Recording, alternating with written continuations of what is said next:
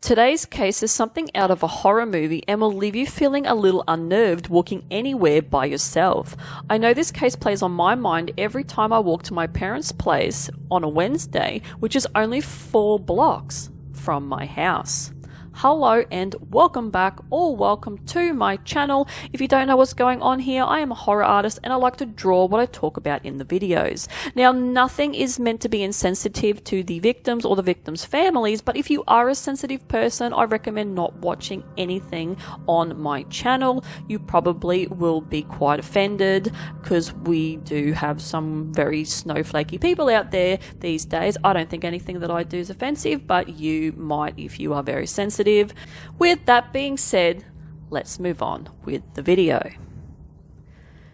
This story is of a man named ZIGMUND ADAMSKI, or Ziggy as everyone knew him as.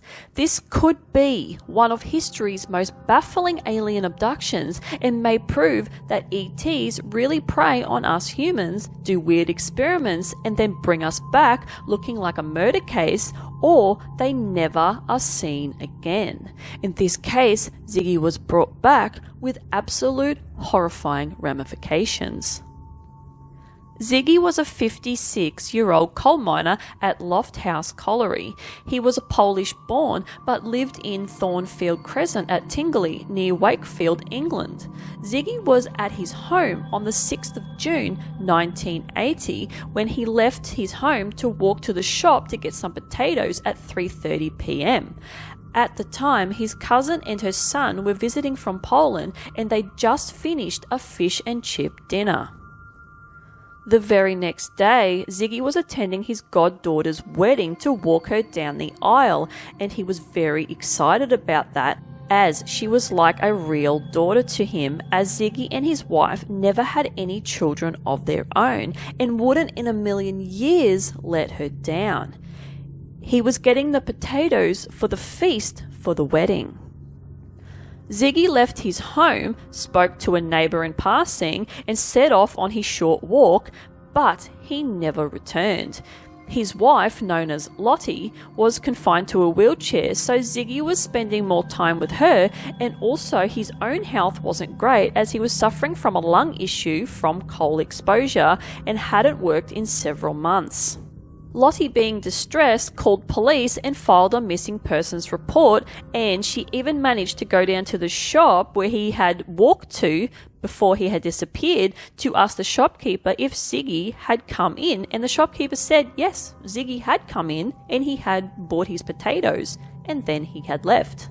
5 days later, after Ziggy had disappeared, on the 11th of June 1980 at 3:45 p.m, roughly 40 kilometres away from where Ziggy disappeared, a coal yard worker at Todmorden named Trevor Parker, who was the son of the owner of the yard, opened up the coal yard's gates, and while walking around, he saw an anomaly on one of the 10-foot piles of coal, so he went over to investigate. Now, apparently there had been drunk people found on the coal piles before, so Trevor just thought it was another one. He saw a pair of shoes and proceeded to march over, telling the man to get up. As he got closer, he saw the man, and he thought it was a little bit odd that he was wearing very nice clothing. Trevor climbed up the pile to try and wake him, but when he tried to see the body, Trevor was worried. He got down off the pile immediately and ran into the office to call the paramedics. The paramedics turned up and climbed up the 10-foot coal pile, thinking that it was just another drunken case, but when one of the paramedics turned the body over, he immediately was startled. He had stepped away from the body and was physically sick. The paramedics contacted the police. The police officers turned up.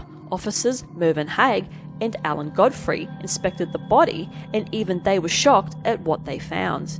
It was Ziggy, but his wallet, ID, and his watch were missing and never found. He was wearing a suit but had no shirt underneath the jacket, and the jacket's buttons were done up like someone had no idea how to dress him and wasn't too sure how to. Also, his trousers and shoes were done like the same way, like someone had no idea how to do them up. His hair was cut unevenly with rough chops and chunks of hair missing, and weird burn marks were found on the back of his neck and shoulder, and there was a weird green jelly-like substance that has never been identified even to this day on the wound marks. But what was the most disturbing was that Ziggy's face was contorted in a look of absolute terror, like he had seen something absolutely terrifying just before he died, and he was frozen in that face pose.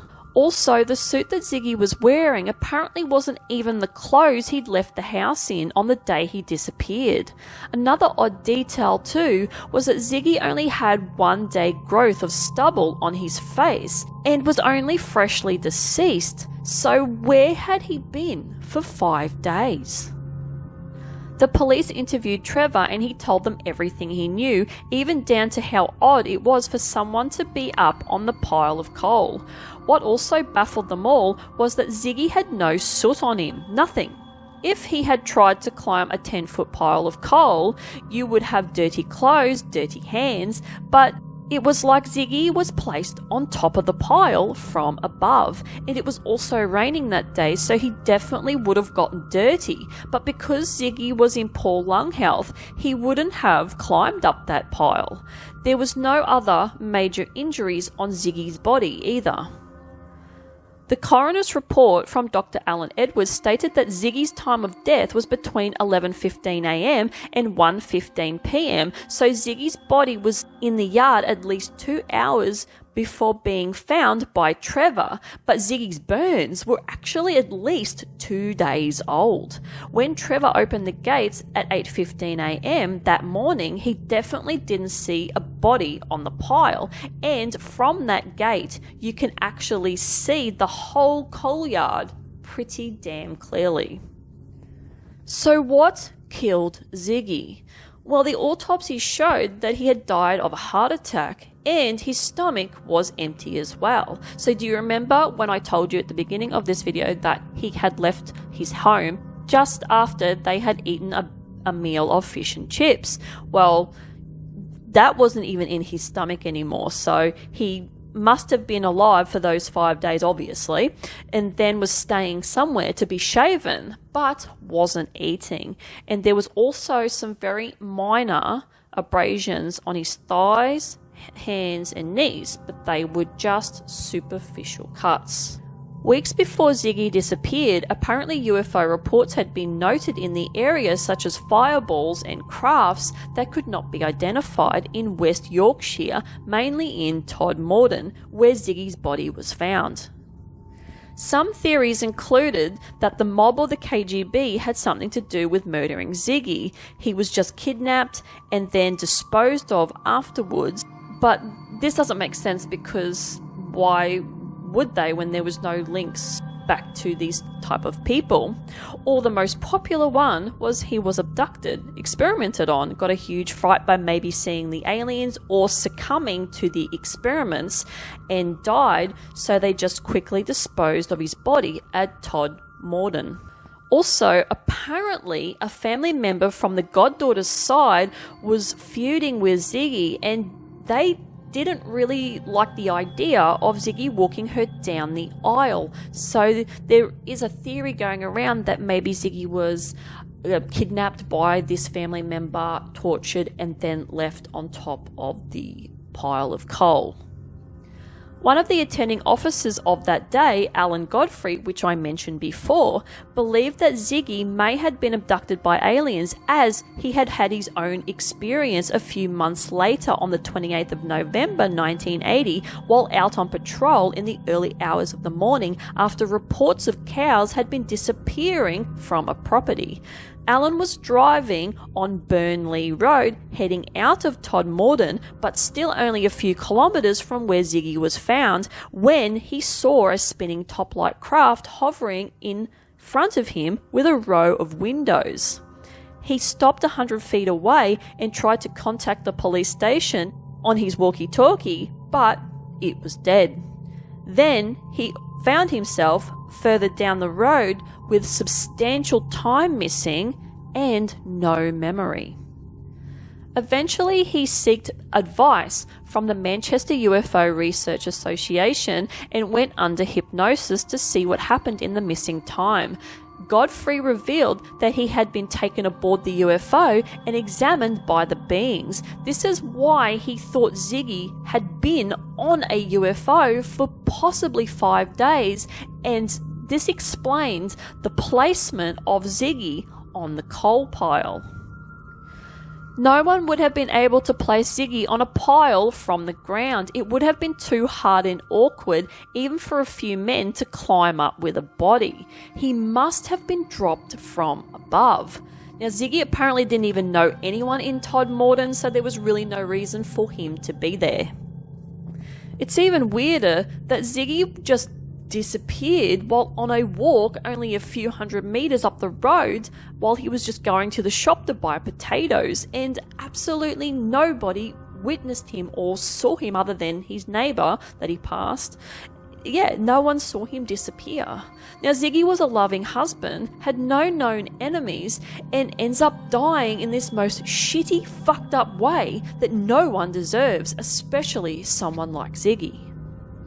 This mysterious and bizarre case may never be solved, but in my opinion, I honestly believe that Ziggy was abducted by aliens and the experiment either went wrong or right, depending on what they were trying to achieve with the experiment. But, we are never going to know. But what do you think about this case? Do you think that he was abducted by aliens, or do you believe that he was just kidnapped by a sophisticated mob of people who did this to him and then just left his body on the coal piles? Or do you think that this could have been a freak of nature event that took place? Let me know in the comments below. And let me know if there are any other details on this case that I haven't mentioned in today, so we can kind of shed some more light on this particular case. Now, the illustration that I decided to do for this video today was of a man's torso, and it represents like someone like Ziggy, and this particular person is being experimented on, as you can see, being prodded, poked, having this needle with this green stuff injected into the back of his neck, but it's like spewing out and it's going all down his shoulders, and it's leaking all through his body because he's been injected in the back of his neck, and there's all these cables hooked up to him, and yeah, just not having a really good time whatsoever. And yeah, this is the vision that I got when I read this case, and this case is really disturbing and has sort of really stuck with me a fair bit, but I honestly believe that yeah, this could be an alien abduction, and there's been so many cases throughout history, which I'm going to be doing more on in the future, where there are similar things to this that are highly sophisticated, highly done, and are very odd that only supernatural or paranormal events would have contributed to it. So if you like this kind of content, like and subscribe. Dislike it, I couldn't care less, and I will see you guys in the next one. Bye.